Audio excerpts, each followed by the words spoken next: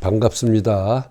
하루속히 코로나 바이러스 19를 극복하고 우리 모여서 얼굴을 맞대고 우리 찬송도 부르고 우리 기도도 같이 하고 그럴 수 있는 날이 빨리 오기를 기도합니다.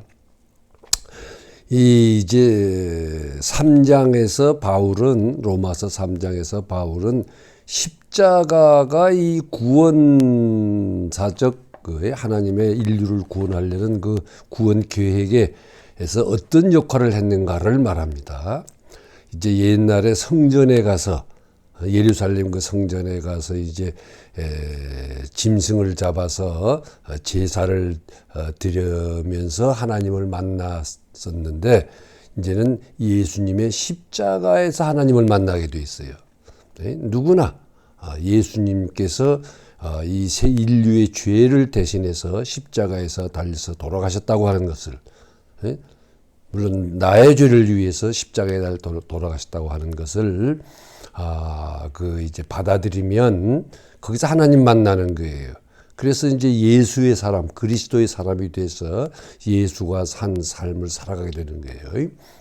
성전에서 제사를 드려가지고 만나던 그 하나님을 이제 예수님이 인류를 대신하는 제물이 되어서 십자가가 하나님을 만나는 장소가 되었습니다. 십자가가 성전이에요.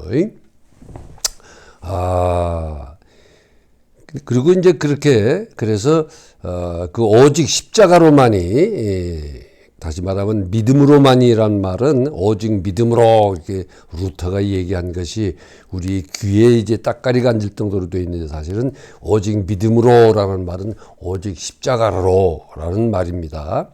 그 십자가의 그 하나님의 구원 계획에서 어떤 역할을 했는가를 설명한 다음에 4장에 와서는 부활, 예수님의 그런 부활이 무엇이냐, 그 부활의 하나님의 인류를 구원하려는 구원사의 계획에서 어떤 역할을 하는가를 이제 말하는 장이 4장입니다. 거기에서 이제 처음으로 하란이라고 하는 바빌론에 속한 땅에서 살고 있던 아브라함이 거기에서 나와서 가나안을 향해서 가는 그런 그 삶에 시작합니다. 그래서 하나님은 예수님의 부활은 하란 땅에서 살고 있던 인간을 가나안을 향해서 가는 길을 가는 인간으로 만들어 줬다 이런 얘기입니다. 부활시킨 겁니다. 화란에서 죽음의 땅 화란에서 살려내서 생명의 땅 가나안, 희망의 땅 가나안, 축복의 땅 가나안으로 가는 여정을 시작하게 해준 겁니다. 그게 부활이에요. 그래서 바울은 도대체 믿는다는 게 3장에서 예수 그리스도를 믿음으로라고 했는데 그 믿음으로라는 게 뭐냐, 그 모범이 아브라함이다 이런 얘기예요. 그래서 아브라함 이야기를 합니다. 그 아브라함이 걸어간 그 발자취를 따라서 사는 우리도라고 얘기합니다. 중요해요. 믿음이라고 하는 것은 아브라함을 하나님께서 의롭다고, 자기 사람이라고, 너는 나의 사람이다 라고 이제 해 주신 그 하나님이 왜 아브라함에 그렇게 했느냐? 아브라함의 발자취를 따라 사는 우리도 하나님이 너 내 편이다, 이제는 나의 사람이다, 내 일꾼이야, 너는 바빌론의 일꾼이 아니야, 하란 땅의 일꾼이 아니야라고. 그래서 그걸 의롭게 해줬다 그래요. 하나님이 아브라함의 그 발자취를 따라가는 사람. 그 다음에 이제 또 그 4장 마지막에 가면은 그럼 예수님이 왜 부활했느냐? 예수님처럼 살다가 죽으면 예수님을 살려주신 하나님이 우리도 살려줄 것을 믿고 예수님이 가신 길을 가는 거다라고 얘기를 해요.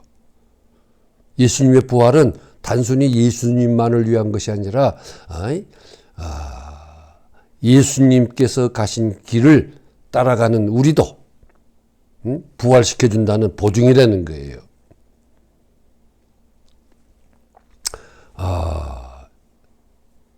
다시 말하면 현대말로 하면 악의 편에 서서 살던 사람을 악의 종이 되어서 살던 사람이 예수님의 편이 되어서 예수님의 종이 되어서 예수님의 삶을 사는 사람이 되는 거예요. 십자가를 질 수 없었던 인간이 십자가를 질 수 있는 인간 만들어주는 거예요. 믿음은 단순한 아브라함의 믿음이니 예수님의 믿음이 어떤 심리적 확신이 아닙니다. 길을 가는 거예요. 하나님이 어디로 가라 해서 가는 거예요.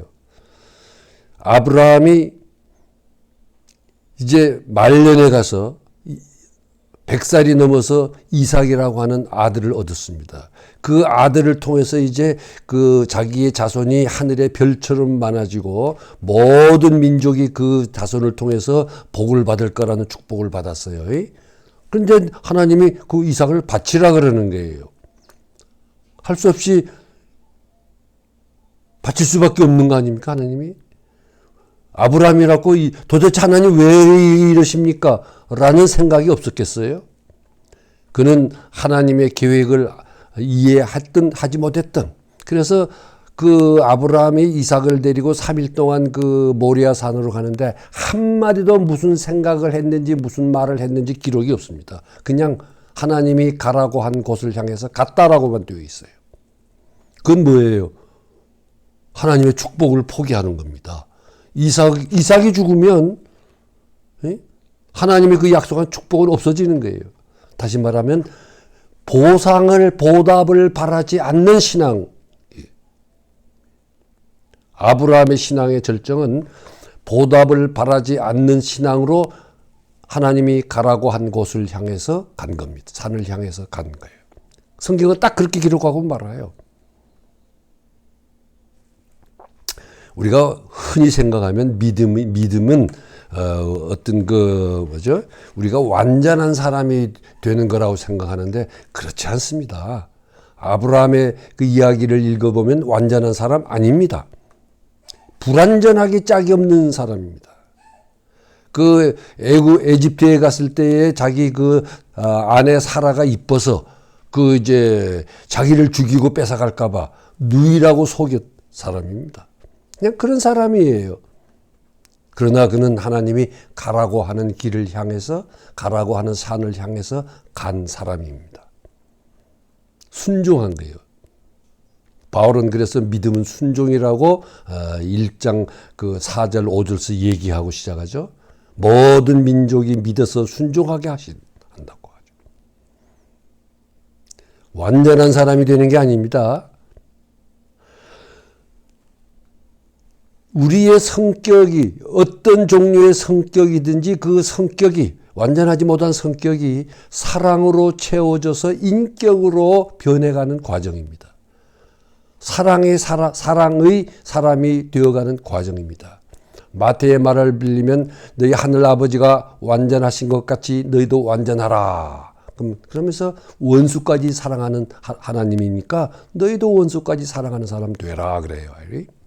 그 완전하다는 것은 이 신앙이라고 하는 것은 완전한 사람이 되는 것이 아니라 성격이 어떤 종류의 성격을 가지고 있든지 그 성격이 사랑으로 채워져서 인격이란 건 사랑의 힘이에요. 사랑이 성숙해져 가는 과정이 그 신앙이에요. 신앙은 길을 가는 거예요. 가나안을 향해서 가는 거예요. 십자가를 향해서 가는 겁니다. 그래서요.